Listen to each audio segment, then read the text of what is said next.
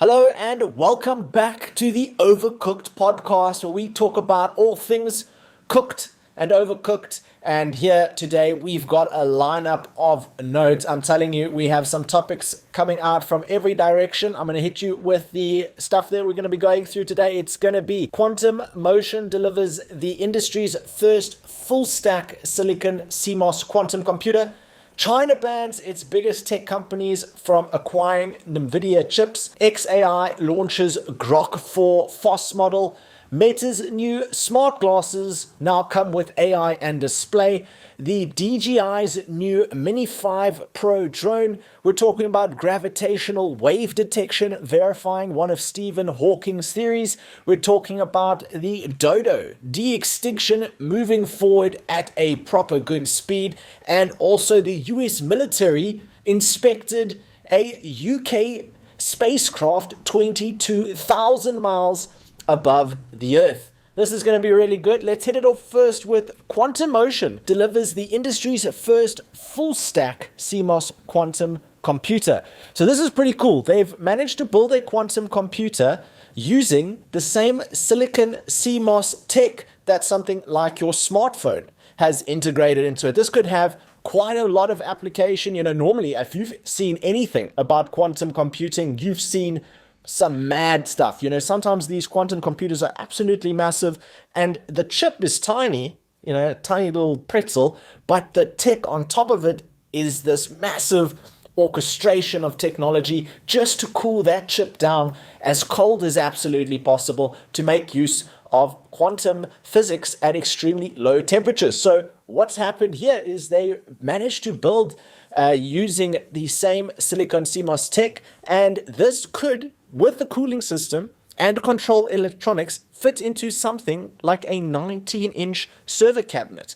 So not absolutely as massive as before, not absolutely tiny like a smartphone, but still relatively impressive. And if real and scalable, being able to use standard silicon CMOS means that quantum computers could one day be produced in the same places as CPUs, GPUs, memory chips, and, have something like mass manufacturing capabilities, which means someone like you and I could go to the shop one day and buy a quantum computer and maybe not have to completely sell our car and house and, firstborn.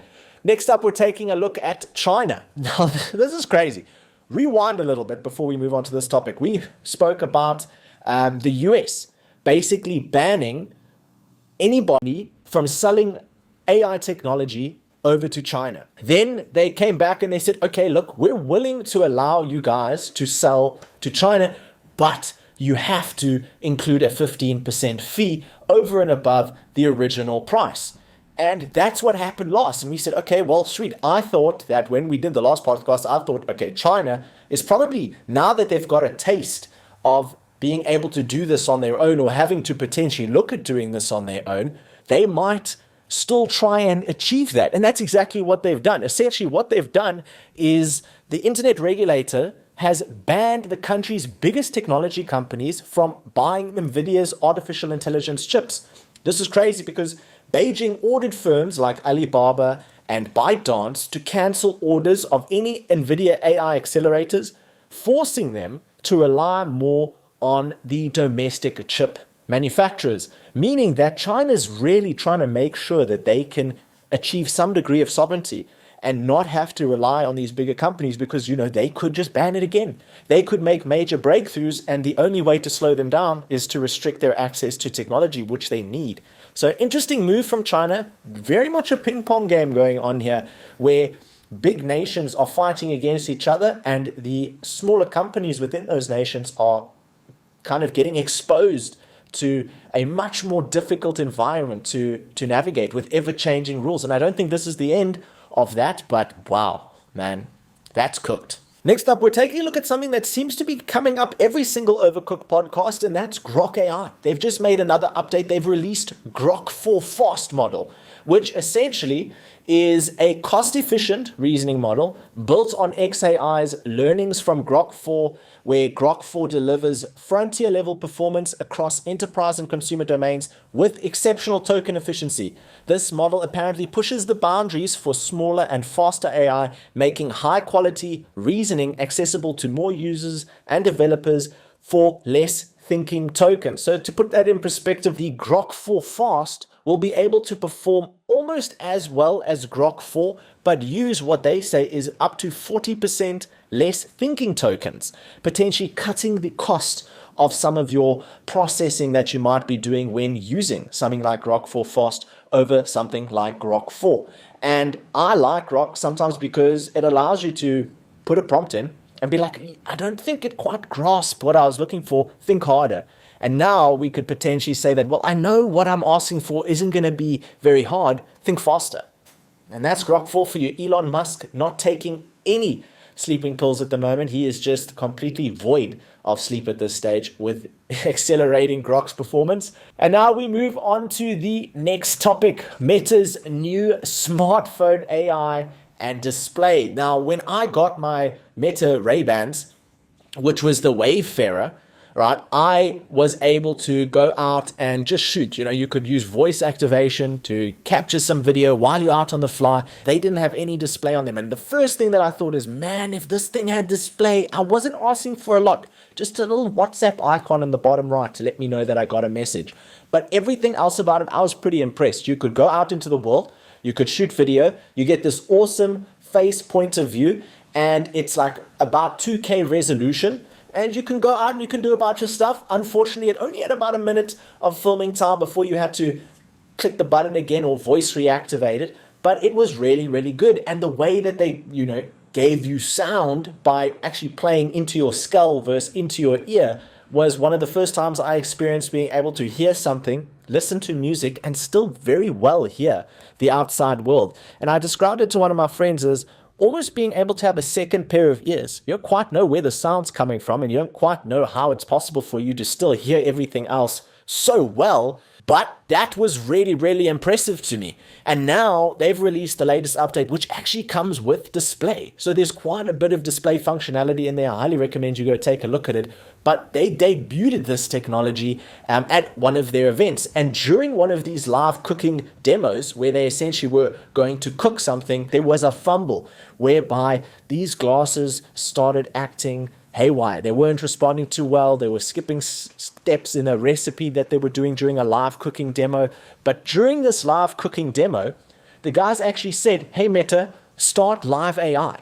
And they weren't expecting this to happen. But what happened was every pair of Meta glasses in the room turned on, which apparently overwhelmed their development server, crashing the system. So a lot of the things that happened, apparently, this is according to Meta. It might be fake, this might be their cover up, but according to Meta, that's why these glasses were acting a little bit strange.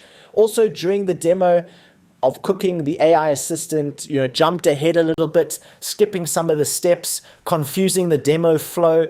And the CTO, Andrew Bosworth, later admitted that this created a self-inflicted distributed denial of service attack when they said, hey, Meta, start live AI. And apparently, the AI fumbling a little bit in the demo could have been a reason for this, and some of the other fumbles that happened could have been a reason for this. But he later did admit that and suggested that these glitches were painful, but he did insist that they were only demo-specific bugs and not product flaws. When I originally thought and saw it, I thought to myself, what a great marketing technique. You could have gone under the radar, but making something like that happen the same way that Elon Musk revealed the Cybertruck, and he's like, these windows, they can't break, picked up a brick, threw it at it, and it flippin', didn't survive. And that became a viral trend. So was it a viral trend? Did they do it for views? Was it an honest mistake? Is that what really happened? We don't know, but leave your suggestion down below.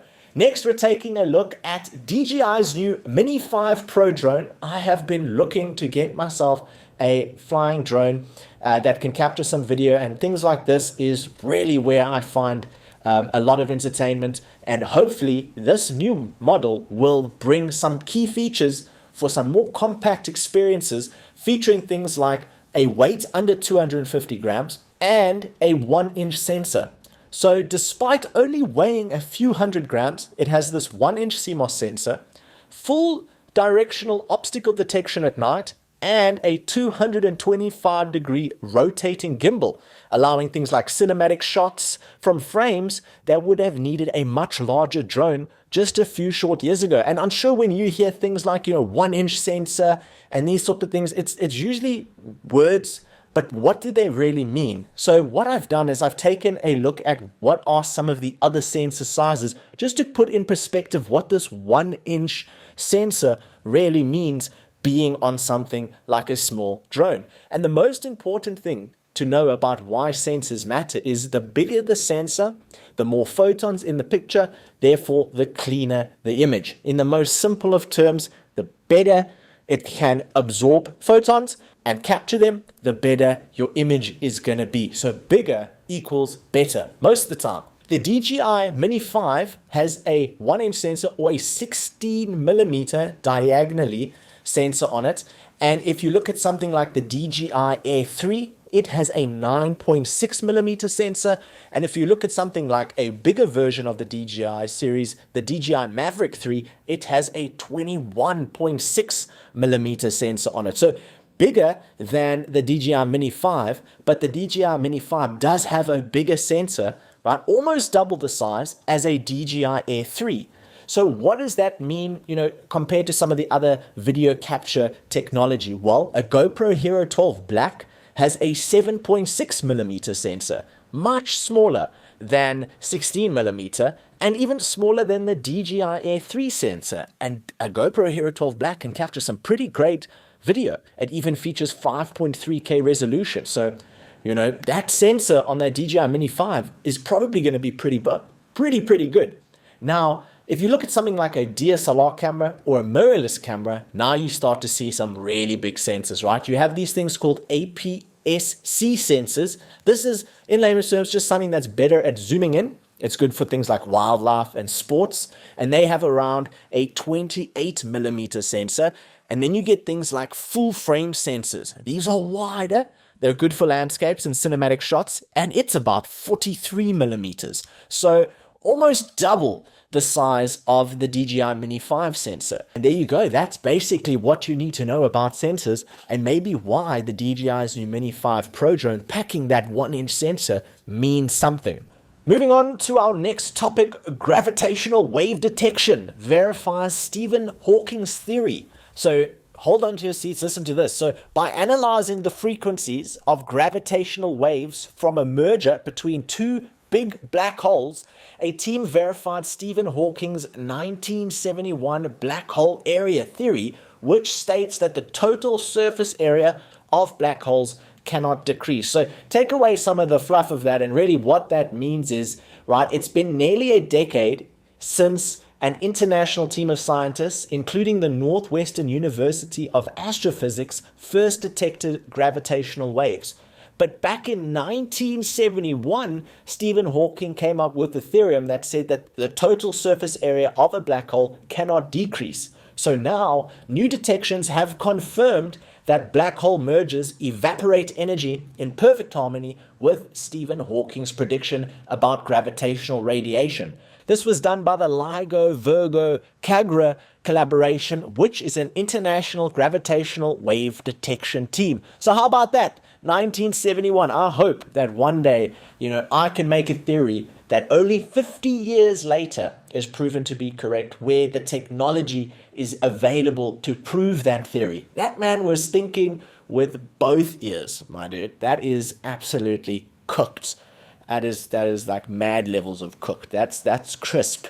That's cooked as hell. What also is kind of cooked is the dodo bird, as we all know, is extinct. But on this next topic, we're looking at a team that's trying to de-extinction the dodo, whereby they've made a couple of breakthroughs. So scientists at a Texas-based company made a major breakthrough towards reviving the dodo bird nearly 300 years after its extinction. So Colossal Biosciences announced on Wednesday that researchers had, for the first time, successfully grown pigeon primordial germ cells In layman's terms, that's basically the precursor cells to things like sperm and eggs. So apparently the avian team's breakthrough in delivering culture conditions that allow pigeon primordial germ cells to survive long term is one of their significant advancements for Dodo de-extinction. And this was said by the Colossal CEO and co-founder Ben Lamb. And he said this at a press conference. So apparently they're planning to use CRISPR, which is a technology, and related tools to resurrect the dodo, bringing back a species that, as I said, has been extinct for nearly 300 years. Close to even 400. So that's, man, if they bring the dodo back, that's crazy. Because I grew up in school learning, like, there was this bird, that was in Mauritius, that was just so stupid. People just basically ate it dead. It was so easy to capture, so easy to cook, so easy to eat, so easy to sustain himself with that. They just killed them all. And to be able to bring that back is a significant stride to undoing some of the damage that people on Earth have done just by existing. It is ultimately natural evolution, though. So are we interacting with evolution in a way that we shouldn't? You let me know down below. And finally, to really overcook the OverCooked podcast, the US military just moved a satellite to inspect a UK spacecraft 22,000 miles above the Earth. So this maneuver took place between the 4th of September and the 12th of September at an altitude of 22,236 miles or 35,786 kilometers in geostationary orbits where satellites remain above a fixed spot on Earth, and it's a first of its kind operation. The United States repositioned one of its spacecraft to inspect an ally satellite. What? That's bad. Both spacecraft were traveling at 6,835 miles per hour or 11,000 kilometers an hour during the operation, according to a statement from the Royal Air Force, or RAF. A US satellite executed this maneuver to get close to a British spacecraft in a high Earth orbit, signaling that orbital inspection may become part of how nations monitor each other's space. That's crazy. Imagine you finally manage to, win in life and launch your own satellite, and you hear on the news, okay, look, US just manually inspected your satellite right there. They found that it wasn't up to spec. They're going to have to shoot it out the sky. You're going to have to launch a new one.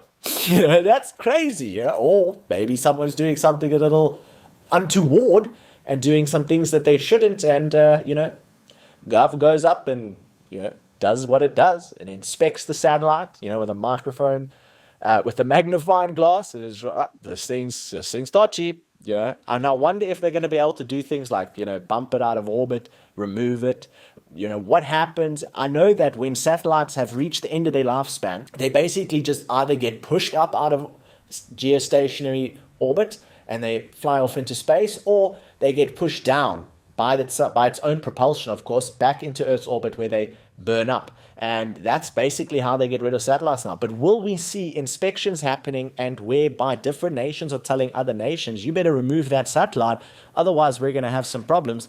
And could that cause some geopolitical politics issues into the future? We don't know, but we can only wait and see as we get more cooked every single day. And on that bombshell, it's time to wrap up the Overcooked podcast. Thank you so much for joining us for another episode this week, and we'll be back at it like a bad habit, picking it up next week, ready for action. Stay tuned. Hit that subscribe button, hit like, comment. Let us know what you think about this so far. Let us know what your favorite topic was, and we'll see you next time. Have a great one. Bye-bye.